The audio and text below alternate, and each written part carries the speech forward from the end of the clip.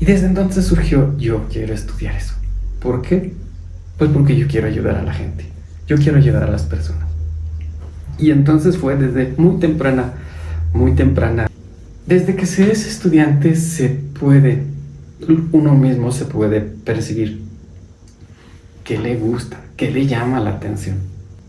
Y puede descubrir en ello cuál puede ser su vocación, cuál puede ser su llamado a servir, en qué materia se siente más cómodo. Son audiencias públicas. Tienen la posibilidad las personas de estar presentes desde el inicio hasta el final de las audiencias. Que entiendan las reglas, entiendan que si se deja en libertad por imponer alguna otra medida cautelar distinta a la prisión preventiva, no significa que ya salió libre, que se acabó y que a acuerdo le llegaron al precio, por eso lo dejó libre. Bueno, fueron las causas de la muerte, hechos y causas determinantes del accidente. Pues obviamente dice, bueno, pues es que sí, el imputado se atravesó, pero la víctima venía en una motocicleta a 106 kilómetros por hora en un tramo de no más de 50. Proyectó en las noticias 1,200 años de cárcel se obtuvo. Y nuevamente nos encontramos en un podcast más de Justicia Forense, y en esta ocasión vamos a hablar acerca de un tema interesante del derecho penal. Tenemos de invitado nada más y nada menos que a un juez de control de aquí del Distrito Judicial de Zacatecas. Pues presentamos al licenciado Raúl García. Muchas gracias, licenciado, por aceptar esta invitación. No, al contrario, gracias por la invitación y por la oportunidad de ser escuchado. Sí, ya teníamos rato planeando esta entrevista, pero ya se llegó el momento de hacer este podcast, que va a estar bastante interesante para todas las personas que quieren incluso llegar a ser juez, que tienen alguna duda de cómo es la vida de un juez también. ¿Nos puede decir ya cuántos años tiene o en qué año empezó a ser juez de control? Por supuesto, pues es para mí un privilegio estar aquí, dar respuestas a inquietudes. Bueno, comenzaría a decir que mi trayectoria como juez data desde el 15 de enero del 2000. Es decir, mañana cumpliré 23 años y 3 meses. Ese es el tiempo que llevo como juez. Ok, y ya bastantes años en esta trayectoria de juez. Nos dice, antes de entrar al podcast, decía que a los 28 años había iniciado como juez de control. Así es. Previamente platicarles que previamente a ser juez, estudiando aún, tuve la oportunidad de ser defensor de oficio. En aquel tiempo era defensor de oficio. Estoy hablando de 1993. Un año antes de que saliera de la escuela, yo era defensor de oficio. Duré 3 años como defensor de oficio. Terminé el periodo porque, pues todo tiene su conclusión. Después de eso, de ser defensor, busqué yo la oportunidad de incursionar en el Poder Judicial, y se me dio la oportunidad de estar primero en un juzgado civil. Estuve en el archivo, estuve en una mesa de oficios y exhortos, y en ese espacio de tiempo, que fue muy poquito, 3 meses, en ese espacio de tiempo hubo una oportunidad en la sala penal en ese entonces. ¿Por qué? Porque llegó una magistrada nueva y requería de un proyectista. Entonces me hicieron favor de recomendarme el licenciado, Dios se lo premie, el licenciado Chucho Gutiérrez, Jesús Gutiérrez Vázquez. Él me recomendó, acudí, me mandó con la magistrada, me hicieron un examen. Bueno, era más que nada era un expediente para hacer un proyecto. Y bueno, finalmente tuve la oportunidad, me dieron la oportunidad de ser proyectista. Estuve como proyectista 3 años. En el tercer año ya transcurría 1999. Me casé en ese tiempo, pero también presenté examen de oposición. Y eso fue en octubre del 1999. Presenté examen de oposición y para el 15 de enero recibí mi designación como juez de primera instancia en el recién creado Distrito Judicial de Miguel Auza. En ese tiempo yo fui el primer juez y fue el último distrito judicial de los que se abrió. Después hubo Villa de Cos, pero ese es un caso especial. Me fui de juez, tenía yo 28 años y me fui de juez a Miguel Auza a inaugurar el Distrito Judicial de Miguel Auza, con muchos miedos, por supuesto, porque es una gran responsabilidad ser juez. Y bueno, la situación, lo curioso es que yo pues siempre he estado más orientado, las circunstancias me han conducido por el derecho penal. Ahí como defensor de oficio, luego como proyectista de sala penal. Entonces poco era mi contacto con la materia civil. Ahí fue donde comencé a aprender civil, y dicen que la carga es andar al burro, y eso tiene mucho sentido. La ventaja que tenía en ese tiempo es que simultáneamente a mi designación hubo otra designación de un compañero juez o compañero proyectista, que él estaba afortunadamente en la sala civil, era proyectista de la sala civil. Nos hicimos amigos en ese proceso de preparación del examen. Llega nuestra designación al mismo tiempo, pero a él lo mandan al Teúl de González Ortega. Ahorita es magistrado. El complemento que encontré con él fue, y hicimos una especie de pacto. Yo estoy para orientarte en la materia penal y él para orientarme en la materia civil. De tal manera que el acuerdo era que cosa que estuviera haciendo lo que fuera, debía interrumpirla para atender la llamada del compañero por alguna duda en la materia penal que él tuviera o una duda en materia civil que yo tuviera. Ok, sí, porque cuando uno, por ejemplo, a lo mejor los alumnos de derecho o que piensan que van a entrar a estudiar derecho y dicen, yo me quiero enfocar a la materia civil, a la laboral, a la penal, y cuando uno llega a la materia, por ejemplo, penal, se da cuenta que no únicamente va a utilizar la materia penal, sino que también la civil, mercantil, penal y todas y cada una de ellas. Así es, sí, indudablemente.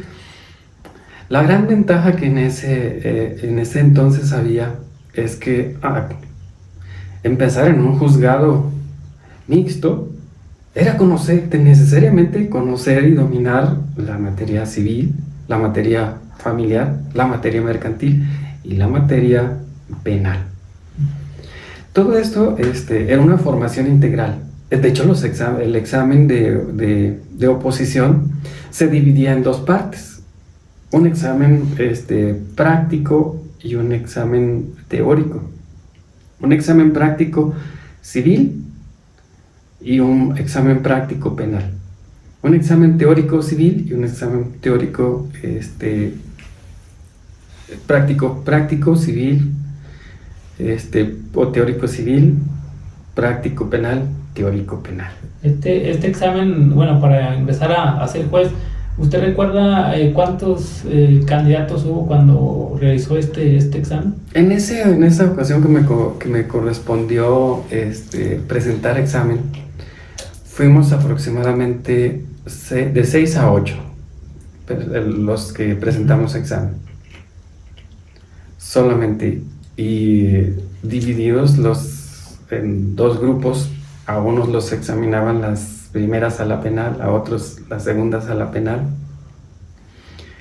En el segundo, a unos la primera sala civil y a otros la segunda sala civil. O sea, sus sinodales eran los magistrados. Los magistrados, exactamente. ¿Y qué tal estuvo ese examen? Híjole, pues, bueno, lo penal, bien, bien, a mí siempre me ha apasionado, me ha gustado la materia penal. Y en lo civil, pues, debo ser sincero, yo no tenía mucha experiencia en lo civil, solo lo que en la escuela nos enseñaron, lo poco que pude aprender en el poco tiempo que estuve en el juzgado civil, en los 3 meses, y lo poco que pude aprender en la preparación previa, antes de presentar el examen. Así que sí, recuerdo que hubo algunas preguntas que me hicieron que de plano yo, bueno, no supe responderlas. Pero era mi inexperiencia, mi falta de conocimiento en la materia, de dominio en la materia. Pero finalmente se me dio la oportunidad de incursionar en este emocionante camino del Poder Judicial. ¿Y cuándo surge o pasa por su cabeza decir, yo voy a estudiar Derecho? ¿Desde chico o hay una experiencia en particular? Bien, esa es una pregunta muy interesante que me hace retrotraerme en el tiempo. Debo decirle que me surgió la idea de estudiar Derecho a partir de que una vez acompañé a mi abuelita, que iba con un abogado, para que le arreglara sus escrituras del rancho. Entonces yo lo acompañé y entré al despacho y vi todo. Yo estaba pequeño, pero vi ese personaje, ese abogado, que su despacho, su librero, sus libros, su escritorio, me quedé ya apantallado. Y desde entonces surgió, yo quiero estudiar eso. ¿Por qué? Pues porque yo quiero ayudar a la gente, yo quiero ayudar a las personas. Y entonces fue desde muy temprana edad. Ahora, en mi devenir, por mi camino en este sitio, también ha sido de conocer personas que uno toma como prototipos, como que, yo quisiera ser como él, como ejemplos a seguir, exactamente. Y desde ese tiempo yo pensaba en el sueño de ser un defensor de oficio. Algo me llamaba la materia penal, porque hay muchas personas que carecen de recursos, y usted sabe que la materia penal, hay muchas personas que requieren el apoyo y que no tienen los recursos económicos para ser apoyados por un profesionista. Y entonces desde entonces pensé yo en ese sueño, en materializar ese sueño de convertirme en un defensor.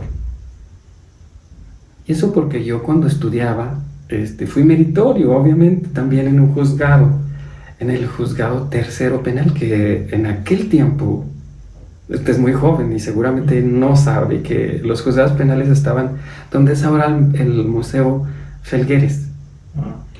Allí era la penitenciaría y también allí estaban adjuntos los juzgados, 3 juzgados penales. Yo ahí fui meritorio. Y me tocaba ver las desahogos de diligencias y donde un defensor, que tampoco usted conoció porque es muy joven, el licenciado Jesús Campos Aguilar. Él era una persona ya mayor, pero muy sabio, era un poeta y era un apasionado del derecho penal. Entonces yo lo veía y lo escuchaba con mucha atención y veía cuánta sabiduría tenía este hombre. De tal manera que esa persona fue la que yo dije, yo quiero ser también defensor. Porque aquí se necesita personas que tengan vocación por ayudar a las personas. Tuve la fortuna de posteriormente convertirme en su compañero, porque él era defensor de oficio en el juzgado segundo penal. Y cuando yo fui defensor de oficio, fui defensor en el juzgado primero penal. Conviví mucho con él, platiqué mucho y él no era nada egoísta, me enseñó mucho, era muy sabio. De hecho, sus escritos siempre las hacía a modo de poemas. Tenía mucha facilidad para la poesía y era muy sabio, no era nada egoísta, siempre muy ameno, un señor ya grande. De hecho, ya tenía amputada una pierna y traía prótesis. Pero también él me enseñó una cosa: a decir adiós a lo que era mi pasión, a la defensoría pública. ¿Por qué? Porque me tocó la experiencia de que haberlo conocido y el haber entregado enteramente en cuerpo y alma a la defensoría. Y siendo defensor, un viernes me despedí de él. Y el lunes que regresé a trabajar, el intendente me dice: oiga, ¿por qué no fue con el licenciado Campitos? Le dije: pues no me invitó, no supe. ¿Qué hubo? ¿Qué? ¿Que no supo que ya se murió? ¿Cómo? Y no estuve. Y entonces eso me enseñó a que todo tiene sus ciclos. Y particularmente su vida, en especial, me enseñó que, bueno, él dio su vida y sin embargo no le fue reconocido. Lo único que se propició fue un gran alboroto por quedarse con su lugar, porque sacaran sus cosas para posesionarse de ese nombramiento. Ya estaba en un lugar vacío. Ya estaba en un lugar vacío, una oportunidad que se abría, y eso me hizo reflejarme en él. ¿Qué quiero yo para mí? Esto, el licenciado dio su vida, echó raíces en la institución, terminó, y es momento que ya poca gente, muy pocas, contadas gentes lo recuerda, y más por su espíritu, de su entrega hacia el servicio de la defensoría de oficio y de las personas, de los usuarios del servicio. Entonces eso me hizo pensar: no, yo no quiero eso para mí, yo quiero continuar. Y ahora, en ese tiempo que yo estaba como defensor de oficio, ahí en el juzgado primero penal, estaba un juez al que yo admiré mucho, y tomé la determinación: yo quiero ser como él. Yo quiero ser como él, porque es muy formal y es muy entregado a su trabajo, ella es muy profesional. Quiero ser como él. Ahí nació el deseo de ser juez. Ahora juez. Así es. Y tuve la oportunidad de hacerlo, pues, en el año 2000. Se me dio la oportunidad. Digo, las cosas, las circunstancias fueron las propicias. Tuve el gran apoyo de ese compañero que fue designado el mismo día, pero en el TEUL. Ahora es magistrado, voy a decirlo, quién es el magistrado Carlos Villegas Márquez, a quien le mando un afectuoso saludo. Muchas experiencias que tuvimos y lo que siempre platicamos. Ese tiempo era muy costoso el servicio del teléfono, pero era el único medio que teníamos. Miguel Ausa, Miguel Ausa TEUL o Miguel Ausa. Así salían los recibos, pero una lista completa de hojas de llamadas, y nos llamaron la atención. ¿Por qué tanta llamada? Bueno, si hay algún inconveniente, eso solo es para cuestión de trabajo. Es nada más por cuestión de trabajo, pero nos llamaron la atención. Pero afortunadamente no pasó a mayores. Sí, seguimos igual y nos seguimos hablando y nos seguimos consultando, y seguían saliendo las listas de los cobros, pero bueno, pues era en beneficio de la propia institución del Poder Judicial. Es lo que le puedo comentar de esa época. Por supuesto que fue complicado, y fue complicado para los dos, porque pues, ¿quién hace enseñar? Ok, en caso de que su trabajo no fuera juez, su otra opción era ser defensor, o qué le gustaría haber sido? Esa es una muy buena pregunta y siempre me cuestioné a mí mismo. ¿Qué escogería de las dos opciones? Ajá. ¿Ser defensor o ser juez? Y bueno, pues siempre consideré que ser defensor, claro, con el sueldo del juez, por supuesto que sí. Ahora, pienso que, bueno, la responsabilidad de ser juez, esa no la cambio ahorita, en estos momentos, porque para mí es una vocación. Porque para mí es haber atendido un llamado. Sí, claro. Ahí también hice varias preguntas ahí en las redes sociales que les gustaría preguntarle a un juez. Me decía, por ejemplo, los que son estudiantes o que están pensando ya, que dicen, yo al rato quiero llegar a ser juez, ¿algún consejo que les diría qué deben de hacer, por dónde empezar? Sí, esa es una muy buena pregunta.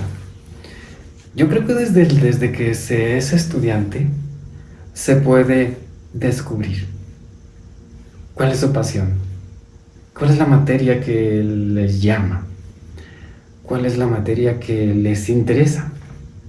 Puede haber diferentes opiniones. A mí me gusta el derecho laboral, me gusta el derecho agrario, el amparo, el civil, el penal, el mercantil, el familiar, el constitucional, etc. Pues el derecho tiene muchas ramas. Desde que se es estudiante uno mismo se puede percibir qué le gusta, qué le llama la atención. Y puede descubrir en ello cuál puede ser su vocación, cuál puede ser su llamado a servir, en qué materia se siente más cómodo, en qué rama del derecho les gustaría continuar y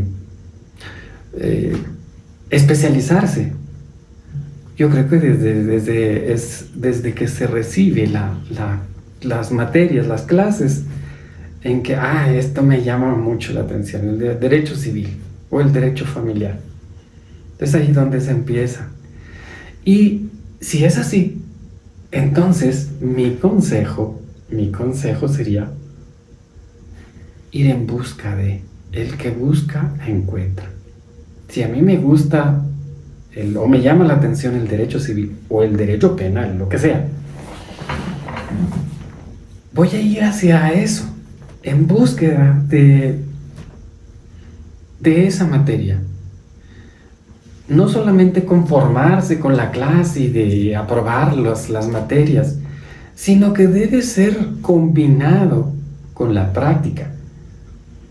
Si me gusta el derecho familiar, buscar un juzgado familiar, donde tener oportunidad de familiarizarme con los procedimientos, con los expedientes, con el código familiar, con el código de procedimientos civiles, para ir entendiendo, no conformarse con lo que la escuela le aporta. Es muy importante, por supuesto, pero también es importante el complemento, la práctica.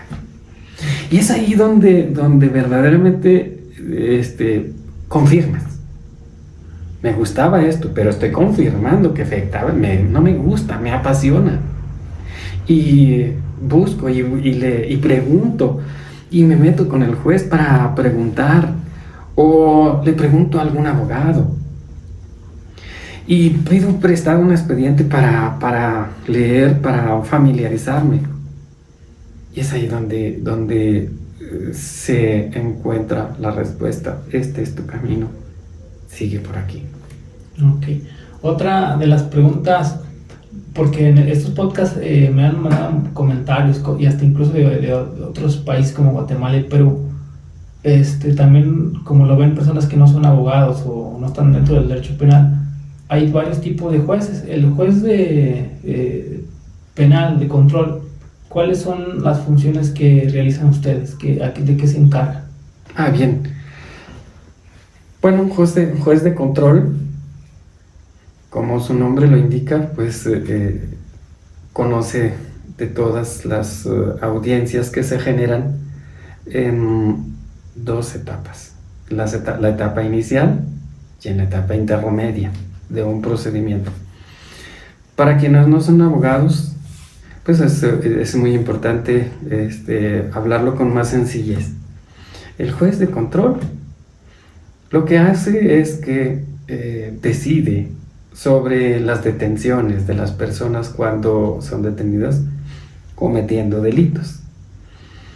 Decide sobre solicitudes de imposición de medidas cautelares, sea de prisión preventiva, en lo que dure el procedimiento, o cualquier otra, para garantizar que no se va a sustraer de la acción de la justicia, que va a estar al pendiente de su procedimiento, que no va a obstruir el desarrollo de la investigación y del proceso, y tampoco se convertirá en un riesgo para la víctima o para los testigos o para la misma sociedad.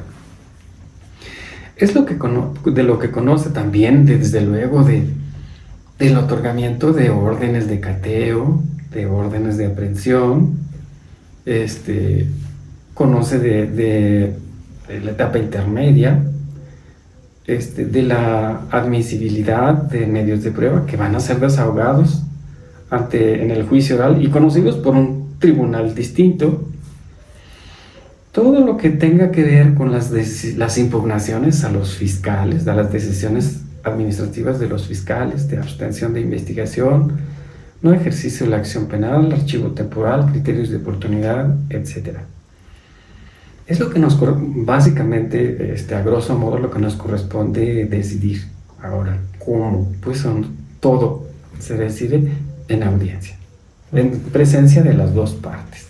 Ok, una de las preguntas de otra persona que era que le preguntáramos, ¿qué es lo más difícil de ser un juez? Lo más difícil de ser un juez. Híjole, es una muy buena pregunta, pero lo difícil es, para mí, en lo personal, ha sido no poder permanecer insensible a las problemáticas o a los hechos delictivos. Tomar decisiones donde a veces encontramos conflicto entre lo que pudiéramos considerar justo con lo que pudiera corresponder con lo legal, con la legalidad, ese conflicto que a veces existe entre la legalidad y la justicia, donde tenemos que tomar una decisión. No podemos decir que no, esto no lo recibo o declaro empate. No se puede. Y es complicado tomar ese tipo de decisiones, porque si se opta por aplicar la justicia, por imponer justicia,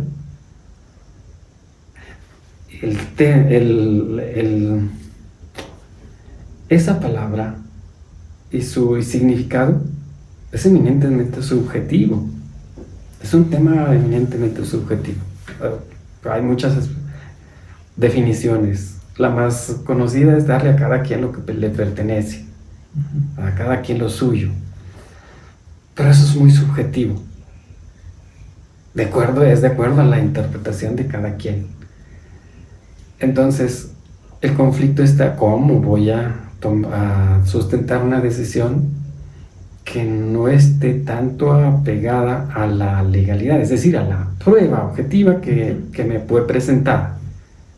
Esa es la situación, cuando vemos que es una situación injusta, pero que la prueba o la actividad de la parte obligada a demostrar no lo logró suficientemente. Okay. Ahí esa es la situación que me ha generado conflicto. ¿Hay algún delito o o algún caso donde los más difíciles que se le hayan hecho resolver, algún tipo de delitos en especial o algún caso que recuerden? Bien, bueno, yo creo que sí, todos los jueces que ejercemos esta función, pues en alguna ocasión nos sabremos de encontrar en estos conflictos internos de cómo qué decidir. Sí lo he sabido, sí lo he sabido, y sobre todo cuando se trata de encontrar elementos subjetivos. Usted sabe que los delitos se componen por elementos, y uno de estos son los elementos subjetivos. Al hablar de tentativa de homicidio o al hablar de unas lesiones, pues eso es diferente. Un hecho puede dar para que exista una tentativa de homicidio o simplemente son unas lesiones. El problema es la subjetividad. ¿Cómo llegamos al conocer los elementos volitivos que atañen a la voluntad de las personas o de los que los realizan? No hay medios de prueba directos. No sabemos cómo entrar allí para ver cuál fue su proceso de pensamiento, deliberación y decisión para consumar un propósito delictivo. ¿Cómo llegamos? Pues a través de los elementos objetivos que razonable y objetivamente nos conduzcan a conocer eso subjetivo. A veces eso es complicado, porque podemos entrar en terrenos de la subjetividad y lo subjetivo pues es complicado. Ok, sí, entonces los delitos en cuanto a tentativas o hechos subjetivos, yo creo que es un poquito lo más complicado que puede llegar, bueno, a lo mejor de las cosas más difíciles para un juez entonces. Pues hay muchos más, pero solo por dar un ejemplo de alguna especie de delitos, pues estos son los, hay quienes podrían pensar, bueno, pues es que vamos por lo sencillo, lo más fácil de demostrar es lo objetivo. Y lo objetivo es que pues fue lesionado la persona. Esas son unas lesiones, pues está un agente, una persona que lo realizó, hay un daño, punto, son lesiones, se acabó. Pero hay situaciones que hacen la diferencia entre encontrarse en un delito objetivo y un delito distinto, como una tentativa de homicidio. Pero siempre serán sus circunstancias específicas de cada caso las que nos orientarán de qué lado debemos estar. Y por eso es muy importante en cada decisión ser muy analítico en las circunstancias específicas. A veces las circunstancias, los detalles, son los que nos marcan la diferencia de dónde y cómo o cuál es la decisión o qué frente a qué estamos. En este caso yo a veces tengo dudas y también me preguntaban otras personas. Cuando en una audiencia está la defensa, la fiscalía y están pues debatiendo, ¿el juez cómo hace para captar todo y al momento de resolver acordarse de lo que dijo una parte, de lo que dijo otra, hace sus apuntes, subrayan o solamente las iniciales de ciertos argumentos? Porque a veces es imposible escribir todo lo que dicen, pero ustedes se acuerdan de todo. ¿Cómo lo hacen? Eso es que cada quien se da sus propias mañas y agarra sus propias técnicas. Cada quien es individual. Hay quienes solo anotan notas muy breves, como una especie de claves, palabras, y hacen sus flechitas, sus mapitas, sus diagramas. Hay quienes escriben la información, la relevante. En mi caso yo procuro tener dos cosas, siempre estar atento. Es algo muy importante, estar atento a lo que se dice y capturando la información relevante, porque textualmente no se puede capturar la información tal como se está diciendo, a la velocidad de que se está fluyendo. Simplemente es información de clave, hechos relevantes y poner atención a las dos partes. Hay cosas, se puede abstraer, se puede sintetizar, sacarla exclusivamente el argumento relevante, el toral.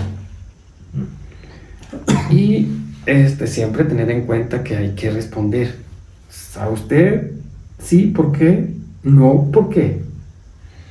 Pero yo me baso mucho en mi información, que no se me olvide, antes de resolver, si hay algo que quiera que no se me olvida, lo selecciono, lo pongo en amarillo y ya sé que lo que está en amarillo es, hay que detener para dar el porqué, el porqué de la decisión. Y siempre pues, tener cada quien tiene sus propias técnicas. En mi caso es esa. Y siempre comenzar por lo que no me están controvirtiendo. Es concreto. Los hechos no debatidos son estos. Los hechos debatidos son estos. Estos fueron los argumentos. No voy a regresarme a decir lo que no está en debate, pero sí en lo que sí está debatido. Usted dijo esto y usted dijo esto. Pues bien, esta es las razones porque si usted sí tiene razón y esto porque usted no. Siempre decir tiene razón o no tiene razón, pero acompañado del por qué, porque allí está la base, la fortaleza de cada decisión, en el porqué de cada respuesta que se debe de dar por parte del juez en su decisión, después de escuchar a las dos partes. Okay. Sí, he visto algunos jueces que tienen una libreta y aquí tienen la computadora, sí, y acá tienen otra computadora y están los códigos y están anote, pero dije, a mí ya se me olvidó hasta lo que me dijo la defensa y cómo un juez puede recordar que dijimos los dos, e incluso hasta el asesor jurídico a veces, o las víctimas, los imputados, y sí, todo lo recuerdan. En otra pregunta, cuando ustedes como jueces se reúnen a debatir criterios, o cada quien fija su propio criterio de forma libre, o si se reúnen para decir, no, fíjate, en cuestión, no sé, de la prisión preventiva, hay que ponernos de acuerdo todos para tener el mismo criterio, o esto sí es libre de cada quien. Claro, sí, no, que esta es buena pregunta y qué bueno que sepan cuál es la dinámica que permea entre los jueces, al menos los jueces de la capital. Debo decirle que en la capital se tiene programado al menos una vez en el mes para conversatorios. Jueces junto con la administradora para ver también cuestiones administrativas que atañen y que tengan incidencia también en la función jurisdiccional. Cada mes tenemos una reunión, pues siempre a las 3 de la tarde nos quedamos, tenemos un espacio donde previo al conversatorio, pues hay un coordinadora de jueces que recaba los temas. Por ejemplo, yo propongo que veamos el tema de la prisión preventiva, ahorita acá que fue tomado este tema. Pero no solamente es ese, pues hay muchos, el tema de los alimentos, de los abandonos de familiares, temas relevantes, que si es posible autorizar prórrogas, plazos de cierre de investigación cuando ya transcurrió el plazo máximo, etcétera, por poner algunos ejemplos. Y el día de la conversatorio, pues ya se tienen los temas que cada juez interesa por someter para llegar a consensos. Esa es la finalidad, no conflictuarse, sino buscar uniformar criterios. Y quienes quienes proponen algún tema, pues es el que primero comienza a decir, miren, está este tema, me ha pasado en la audiencia, me han planteado esto, yo he decidido esto. Pero pues para estar en la misma sintonía, para no cada quien resolver de manera diferente, ¿Cómo ven? ¿Qué piensan? Esta es mi situación, tal vez estoy equivocado, pero pues ustedes díganme y comienza la disertación, la opinión y finalmente, afortunadamente hemos tenido la disposición todos de estar abiertos a escuchar puntos de vista, no casarnos con nuestras ideas o aferrarnos, porque a veces puede ser que el compañero tenga mejores reflexiones y nos lleguen a convencer. Y finalmente, la finalidad es uniformar criterios sobre temas específicos. Sí, lo hacemos ahí.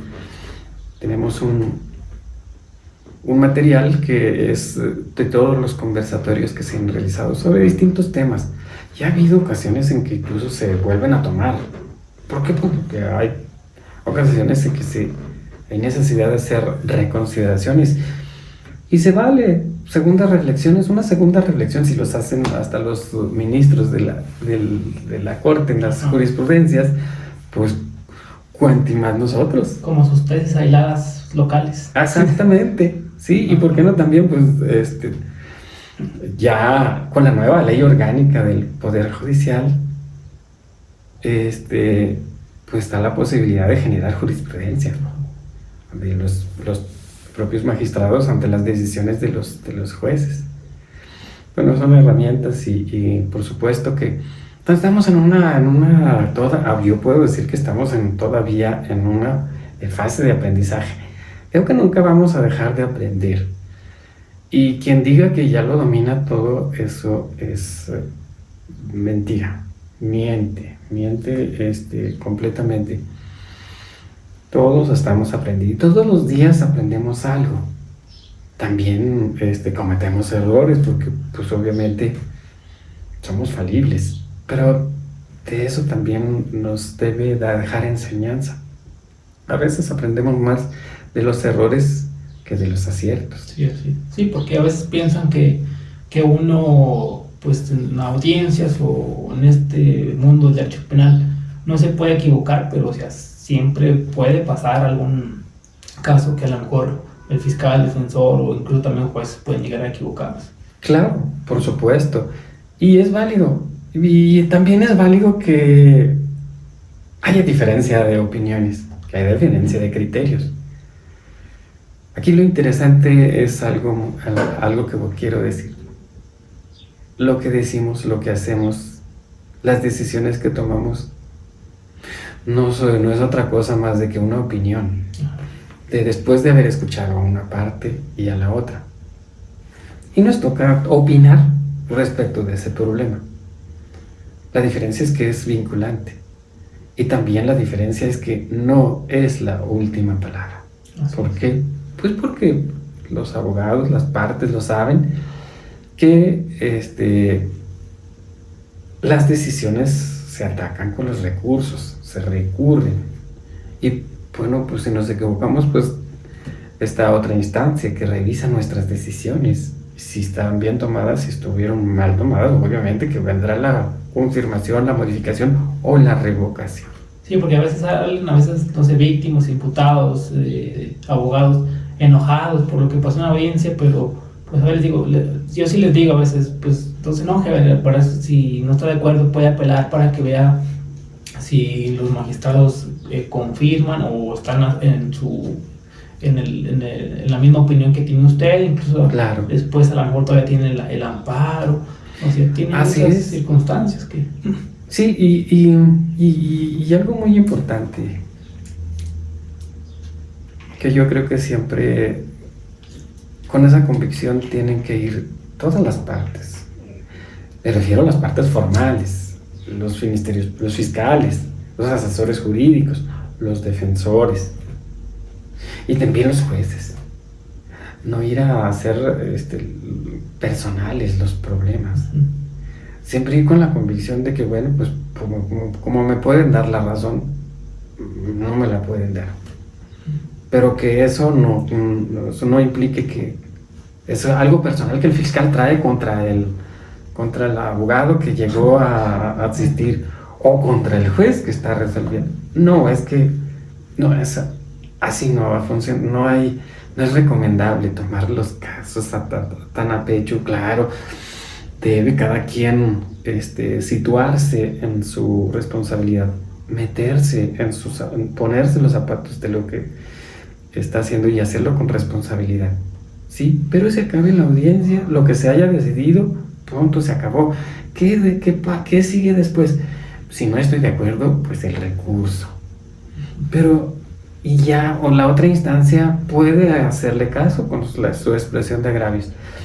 Pero se acabó la audiencia ahí y se acabó no agarrar personal de los problemas, salir afuera y hasta rayársela o pensar asumiendo que es una persona que me quiere joder, es una intención deliberada por perjudicar. No, es que no.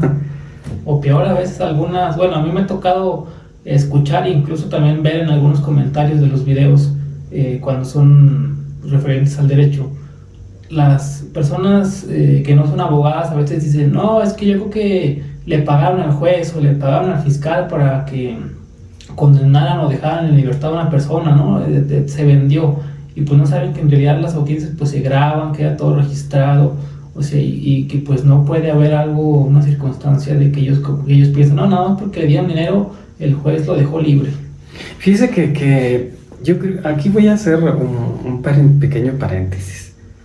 Usted es joven, no nació en el sistema tradicional, tal vez ni siquiera lo conoció, no me tocó el sistema tradicional, pero yo sí, ahí empecé, incluso como defensor y como juez también.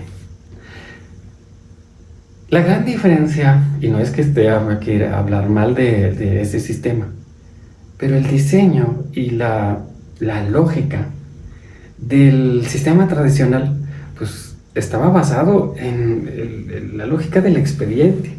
Todo era formal, todo era escrito, todo y las audiencias, las diligencias, el desahogo de pruebas no eran como ahorita, que son en presencia del juez. Solo en el acta, en la diligencia escrita, aparecía que formalmente estaba presente el juez. En realidad no lo estaba, era el gran ausente. Solo estaba el secretario, estaba el abogado, el ministerio público, y excepcionalmente cuando había necesidad y que no había escapatoria, le llamaban al juez para resolver alguna situación. Eso de la formalidad, eso de los expedientes, se prestaba más a la suspicacia, a la sospecha, a que no se entendía. Entonces, si no está dice que está el juez, pero no está el juez. El juez está ya en su privado y está haciendo una situación jurídica o una sentencia, pero no está no conoce a las partes físicamente. Pues yo lo debo decir, muchas personas que me tocó sentenciar a quienes ni siquiera conocí en mi experiencia como juez en el sistema tradicional. La diferencia ahora en este sistema acusatorio es que la lógica ha cambiado, los principios han cambiado. Son audiencias públicas. Tienen la posibilidad las personas de estar presentes desde el inicio hasta el final de las audiencias. Pueden darse cuenta cuál fue el desempeño del fiscal, cuál fue el desempeño del defensor, cuáles son las pruebas que le presentaron al juez, qué peritos fueron, qué información surgió, cuál es la teoría del caso del fiscal, cuál es la teoría de la defensa, qué se demostró, y desde ahí pueden apreciar y formarse un juicio, incluso tal vez hasta anticipar una posible decisión. Pero se está viendo que cada quien tiene que hacer la parte que le corresponde hacer. El fiscal está obligado a probar, pero también, igual que el fiscal, el defensor sí tiene una teoría distinta. Está obligado a demostrar. El que afirma está obligado a probar. Y entonces eso genera transparencia. ¿Por qué? Pues porque se ve y porque se escucha. Y además que quedan grabadas. Y quedan grabadas. Las víctimas a lo mejor no van, no pudieron ir a la audiencia y están pues videograbadas y las pueden pedir. Exacto, esas son las grandes bondades y ventajas, y de que ya no es el expediente, y que aquel principio que voy a hacer una remembranza, principio del sistema tradicional, lo que no esté dentro del expediente está fuera del mundo. Ahora con el nuevo sistema, bajo los principios que lo rigen, pues las personas tienen la posibilidad de conocer a los actores principales, de conocer las pruebas, de escucharlas y de verlas, y formarse un juicio sobre lo que se está viendo, lo que se está percibiendo. Ok, hace un momento hablábamos de opiniones. Ahora está muy sonado la prisión preventiva. ¿Cuál es su opinión dentro del tema de la prisión preventiva? Chispas. Sí, eso es un tema muy interesante que en los últimos tiempos se ha generalizado y ha causado polémica por la resolución de la Corte Interamericana. Bien. Voy a regresar a la esencia de la prisión preventiva oficiosa. Esto no es otra cosa más de que es un resabio del sistema tradicional. En el sistema tradicional había un catálogo de delitos en los que no podía accederse a la libertad provisional bajo caución. Y era de enfrentar el proceso en prisión preventiva.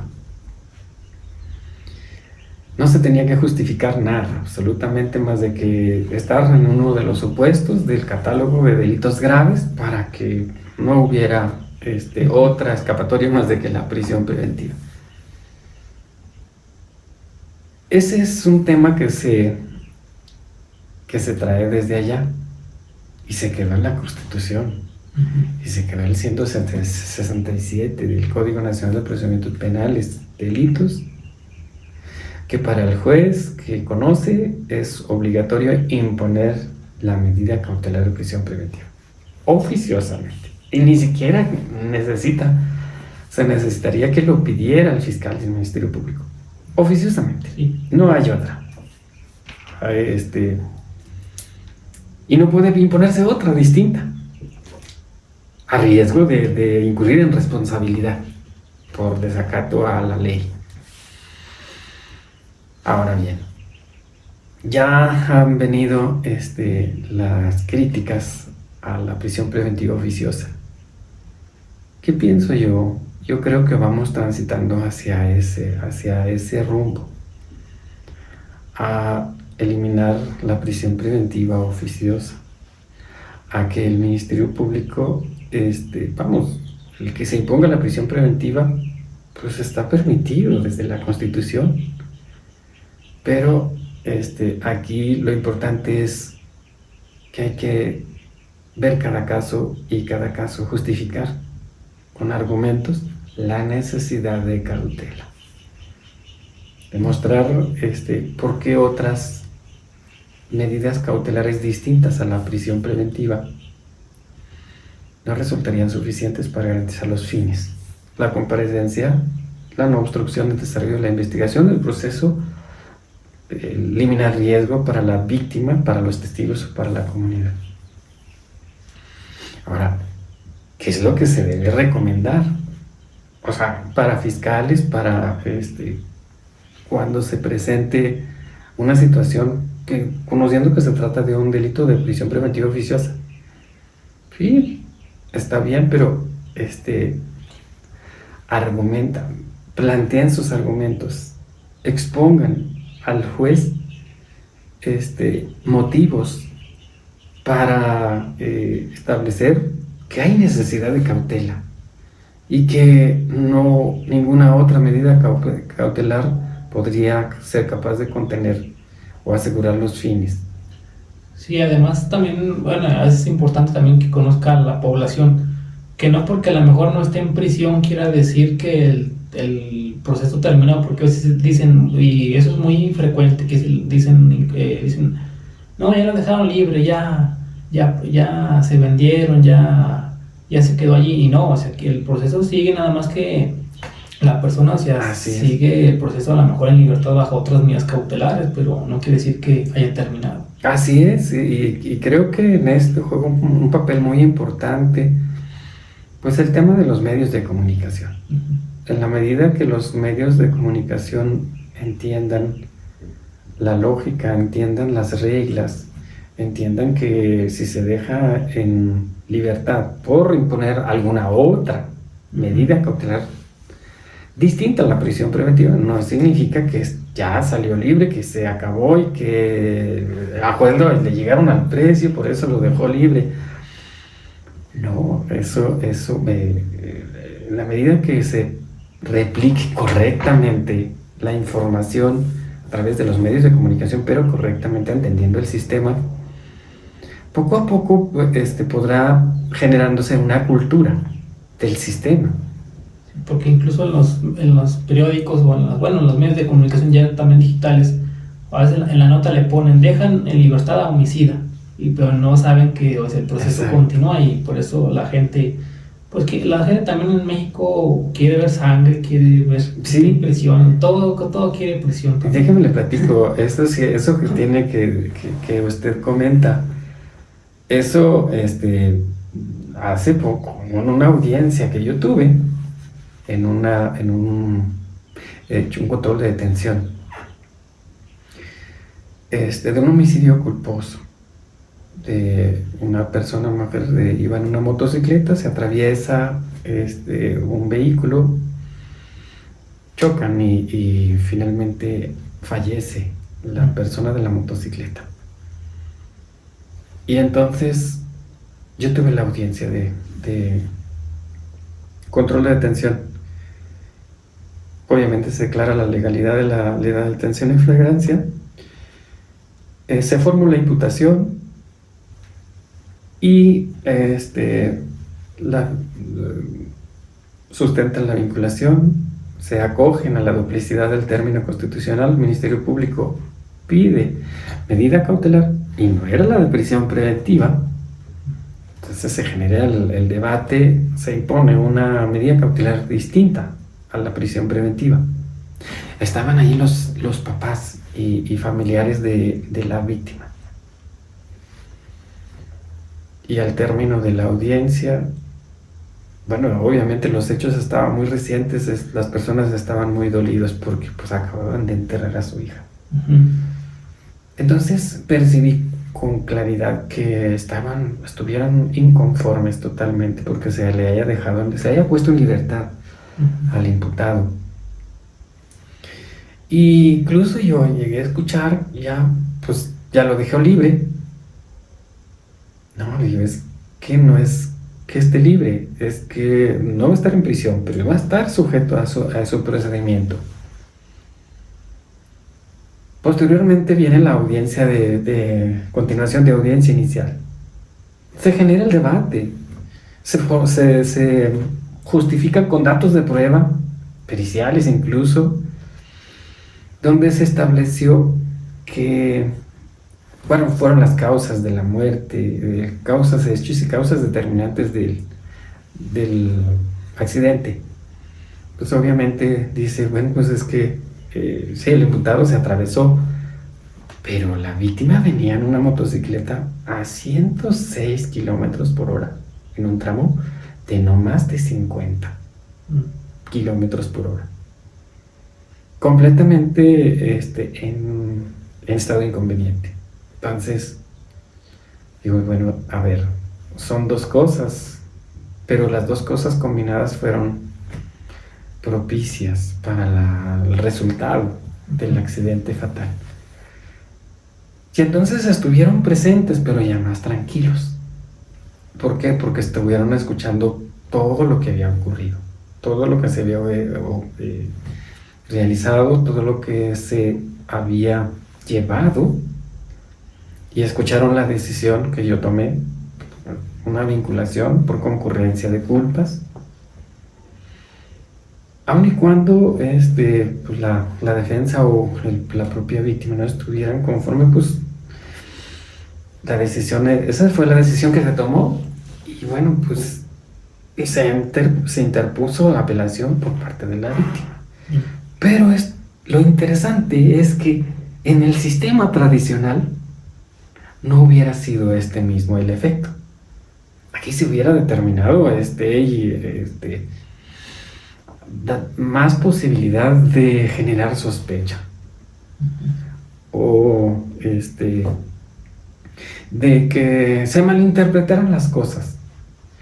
Pero ahí estuvieron viendo, escuchando la información, el desempeño del Ministerio Público, del asesor jurídico, de los defensores, y también la decisión que inmediatamente después de concluido el debate se tomó, dando contestación a cada una de las partes.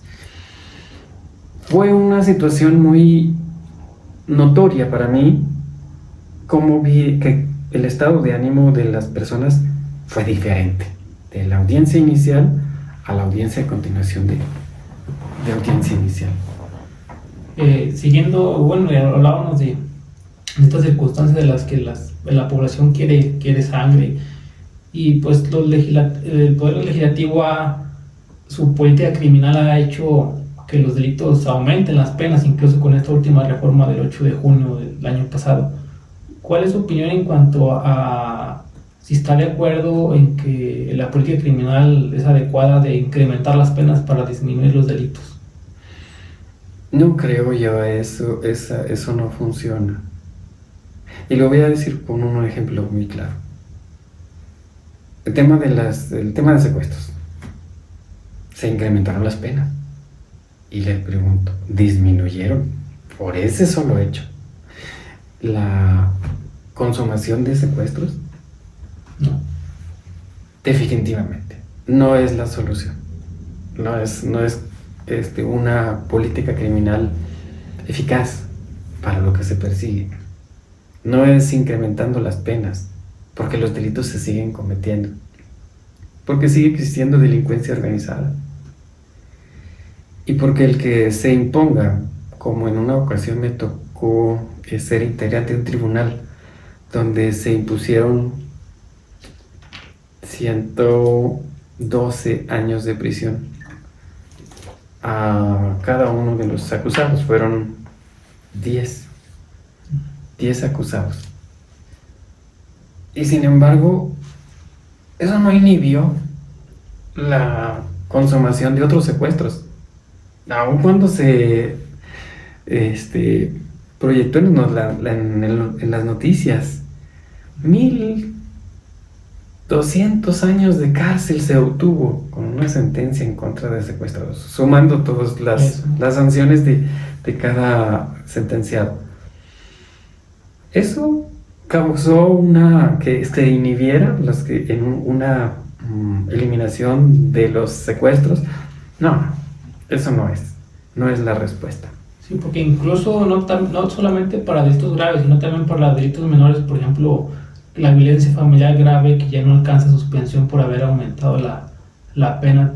Yo lo veo como al legislador que no estuvo bien, porque pues serían sentenciados todos los que cometan violencia familiar grave. Es correcto, porque la violencia familiar grave es un delito ya perseguible de oficio. Lo que inicialmente, si no fuera de esa manera, pues sería un delito de querella. Entonces, aun y cuando la víctima ya no quiera nada, el fiscal está obligado a dar continuidad con el procedimiento, aún contra la voluntad de la víctima.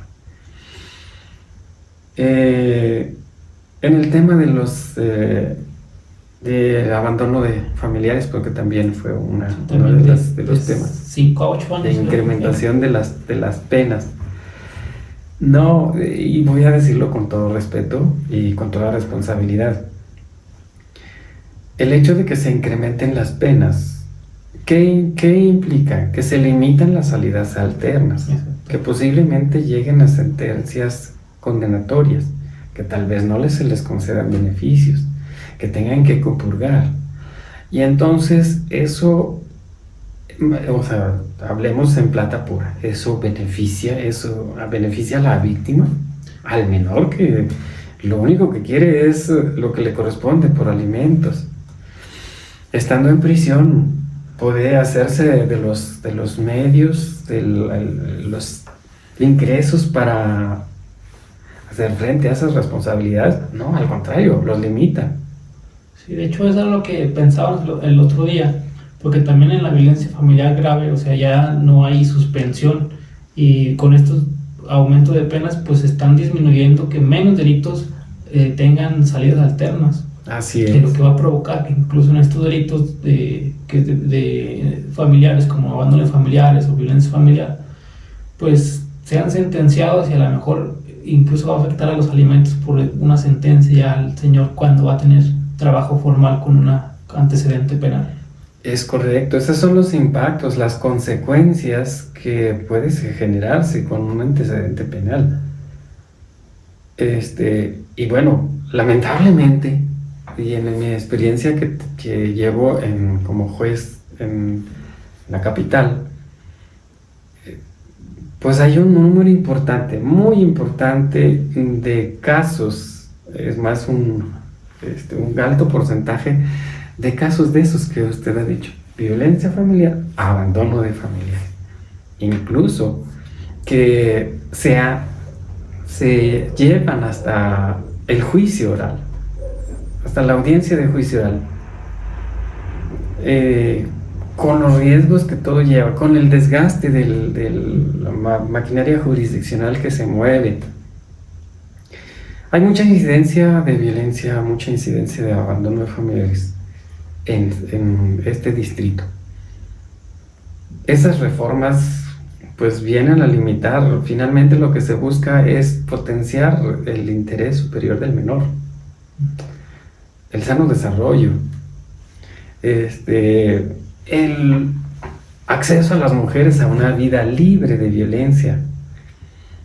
Todo esto, el incremento de penas no es la solución a que eliminar la incidencia delictiva de este tipo de hechos delictivos.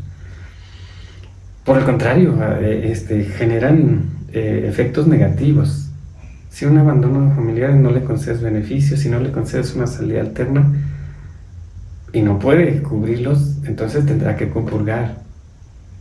Y entonces no tendrá el menor lo que le corresponde, ese derecho humano a recibir alimentos. Sí, estábamos hablando de, la política criminal, una política criminal ya de represión, no de prevenir, sino que ya están usando el derecho penal ya para hacer ya política criminal. Lo que yo veo que sí deberían de hacer mejor otro tipo de política para estos casos, porque vamos al otro caso también muy sonado ya, muy calientito, al Registro Nacional de Deudores Alimentistas.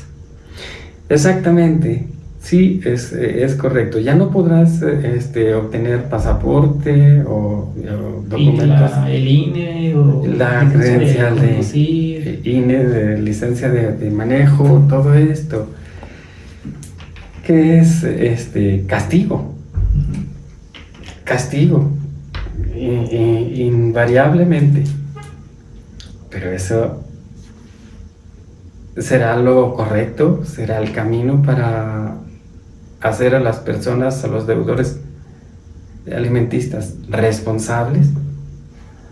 Creo que es una cuestión cultural, es una cuestión de apostarle a la educación, a los valores, a la prevención, y no justamente cometes un castigo, sistemáticamente castigo, y entre más se recurren a estos delitos, vamos a implementar las penas para que sean efectivas. No, eso no funciona.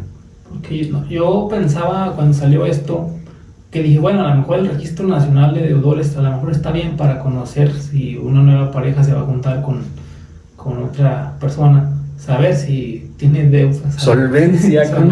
Que me conviene o no me conviene. Sí, exactamente, pero ya cuando se van a la idea de los legisladores de restringir derechos, por ejemplo, de prohibirle un pasaporte por el simple hecho de estar en ese registro, pues yo ya veía a lo mejor una figura a lo mejor inconstitucional, porque a lo mejor la única persona que puede restringir derechos humanos, en el caso en concreto, son los jueces y no las figuras administrativas, por estar únicamente en el registro de deudores, porque pues le prohíben su libre tránsito en cuanto al pasaporte, e incluso a lo mejor una licencia de conducir si él es chofer, pues le prohíben desempeñarse en un trabajo lícito, y todo afectando incluso hasta conseguir un trabajo, porque no le van a permitir una licencia o Claro.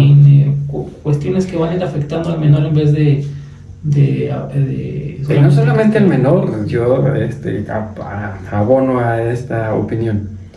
No solamente el menor le afecta, sino también directamente al deudor alimentista, a la persona. ¿Por qué? Pues porque, retomando, si la persona es chofer, es transportista, se le venció su licencia de chofer, y sin esa, bueno, puede hacerlo, pero al margen de la ley, con el riesgo de que sea sorprendido cometiendo alguna infracción, y no poder justificar contar con permiso, la licencia de conducir. ¿A dónde trasciende? Trasciende incluso, ¿por qué no?, a un derecho humano, al derecho humano a un trabajo lícito, a un ingreso para su subsistencia y la de los que de él directamente dependen. O sea, es cuestión de analizarlo y verlo, el impacto, hasta dónde pueden afectar a las personas. Y yo creo que trasciende a otros derechos, a limitar, a vulnerar otros derechos humanos de las personas. Una opinión acerca, hay personas que dicen el feminicidio no debería de existir porque tratan de forma diferente a las mujeres, a los hombres, es un homicidio más. ¿Usted qué opinión tiene acerca del delito de feminicidio? Bueno, que el feminicidio es una especie del homicidio, con sus diferencias, pero finalmente es un homicidio. En realidad es un homicidio. Hablo en la especie humana.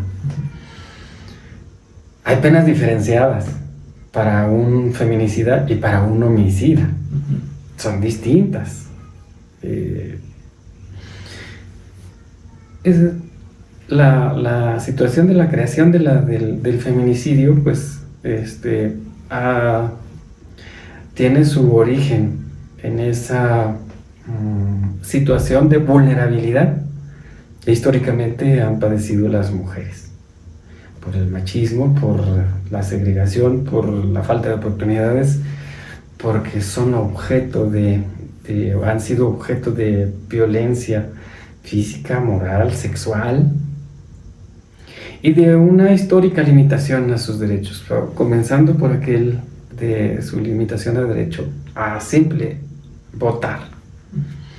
Entonces, ese devenir histórico, pues se ha procurado venir paulatinamente empoderando a la mujer a través de estas figuras, a través de la creación de la ley de acceso a las mujeres a una vida libre de violencia, donde se procura ponerla en igualdad de condiciones.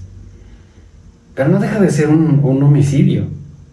Claro, si tiene particularidades muy concretas en el de la mujer, pues se convierte en un feminicidio.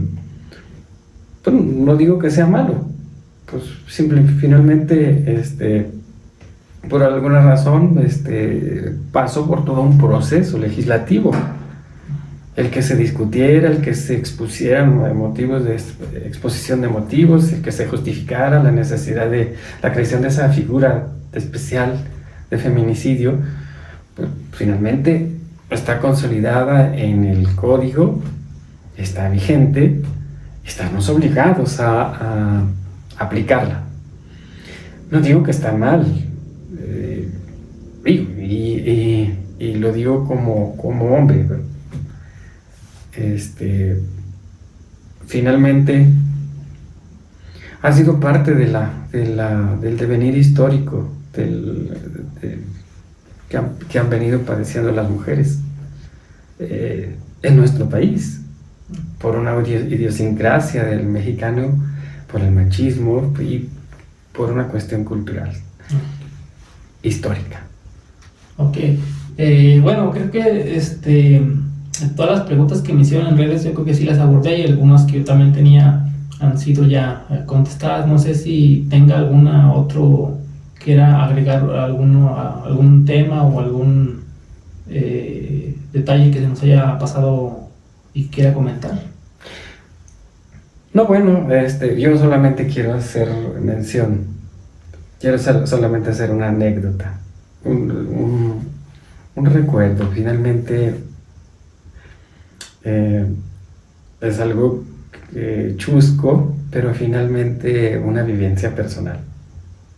Y la quiero decir en torno al sistema, porque bueno, pues tenemos, con esto se sabe, desde enero de 2009 a la fecha, 24 años, perdón, 14 años, ando mal en matemática, 14 años del sistema. A mí me correspondió el privilegio de ser uno de los primeros 9 jueces que fuimos seleccionados y designados para el Distrito Judicial de la capital. Obviamente que todos comenzamos sin experiencia y sobre todo regándola, así abiertamente. Yo creo que solamente quiero decir esta anécdota de mi primera audiencia. Mi primera audiencia en el sistema acusatorio, y que no era ni una audiencia inicial, ni un control de detención, ni cualquiera de las que nos enseñaron en el proceso de capacitación. Era una audiencia pues sui generis, porque no sé si a usted le tocó conocer que previo al Código Nacional de Procedimientos Penales teníamos un código procesal del Estado de Zacatecas, alineado a la reforma constitucional y el sistema acusatorio. Sí. Había una figura ahí en el código procesal que se llamaba de la medida cautelar anticipada, que no era otra cosa más de que la posibilidad que tenía la defensa para que, cuando eran detenidos el imputado, puesto a disposición del juez, se sabe que hay un plazo de la retención judicial, sí, 72 horas o 144, según fuese el caso.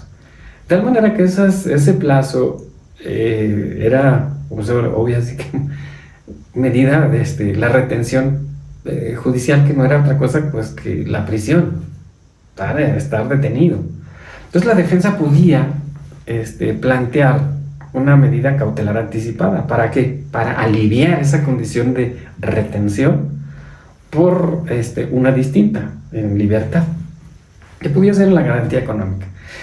Y esa fue mi experiencia fue una audiencia de medida cautelar anticipada. Yo no sabía ni madres de cómo iba a ser, cómo iba a serla, solo lo que el código decía, la regulación, que finalmente, pues usted lee en el código y sí, parece que muy bien, pero a la hora de llevarlo a la práctica, ¿y esto cómo se hace?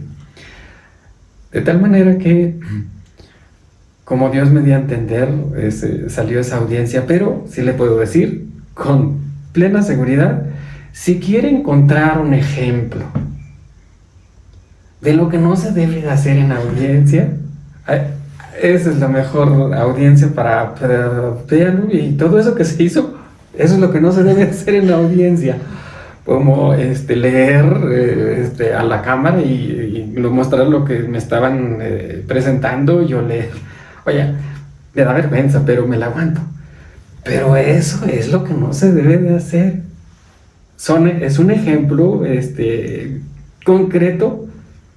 Si alguien quiere aprender el sistema acusatorio, en lo que primero no se debe hacer, pidan esa audiencia y ahí van a encontrar la enseñanza. Todo lo que está ahí, no, así no se hace.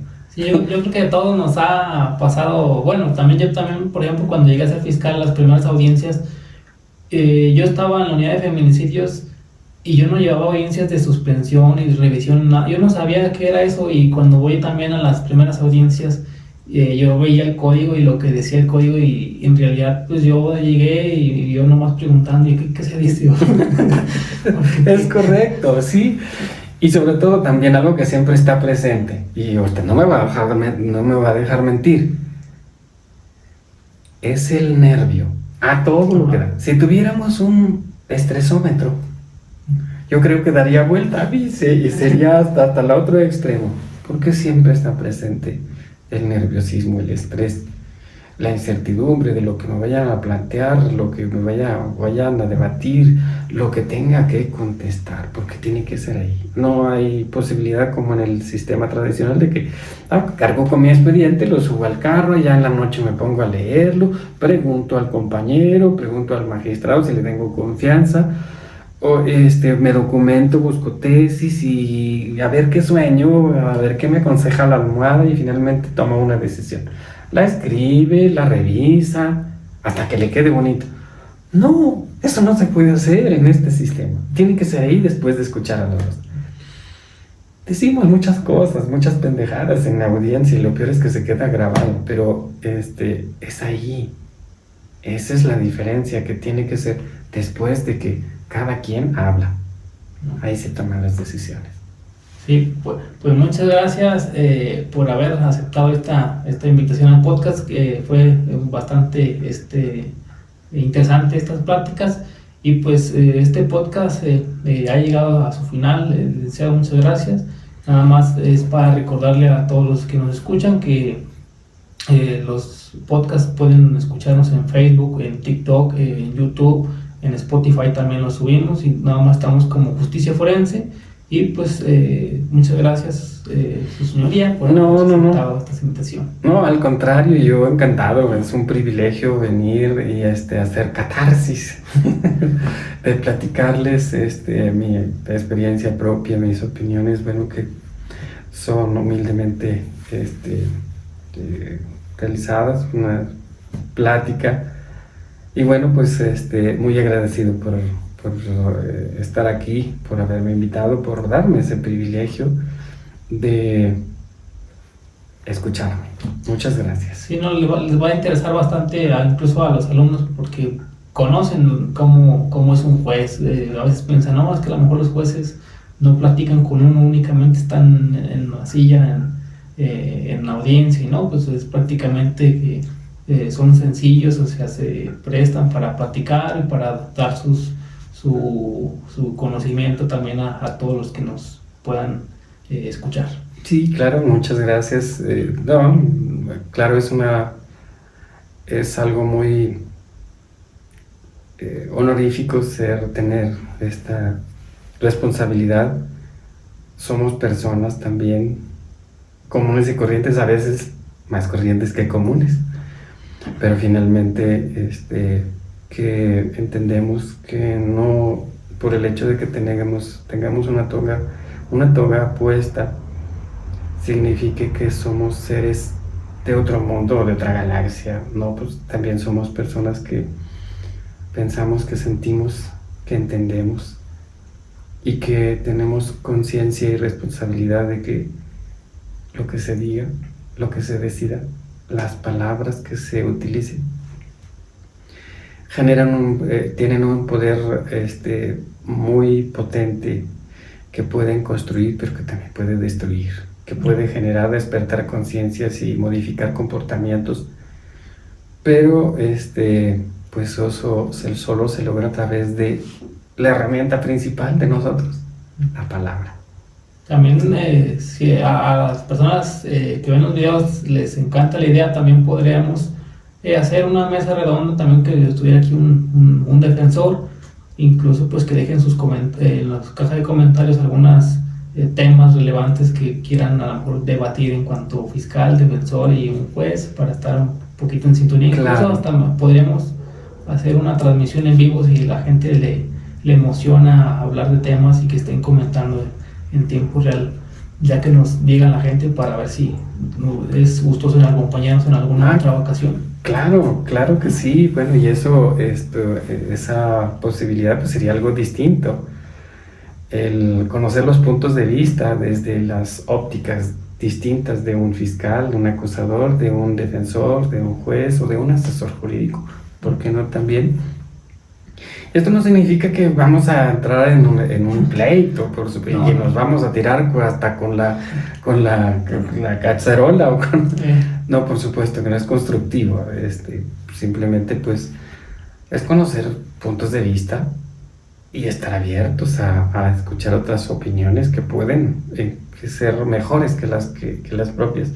Siempre yo creo que la manera de crecer es no casarse con sus ideas, siempre estar abierto a escuchar a otros puntos de vista, y por qué no reconocer, ok, mi criterio que yo tenía era pero ahora que te escucho hacer esas reflexiones, me ha motivado a reconsiderar mi convicción. Y por supuesto, esa es una manera, esa es una forma de llegar al conocimiento. No porque seamos jueces significa que tenemos la verdad absoluta, porque no la tenemos. El defensor o el asesor jurídico, creo que nos da la posibilidad de encontrar el conocimiento, buscar aprender y aprender de los demás. No porque sea un defensor, pues sea un fiscal o un asesor jurídico, no tienen mejor conocimiento o mejores reflexiones que las que un juez. Yo no quiero que se entienda que el juez es el que tiene la verdad absoluta. No es así. Bueno, muchas gracias por todo este podcast, licenciado David. Pues nada más decirles pues que este podcast ha llegado a su final.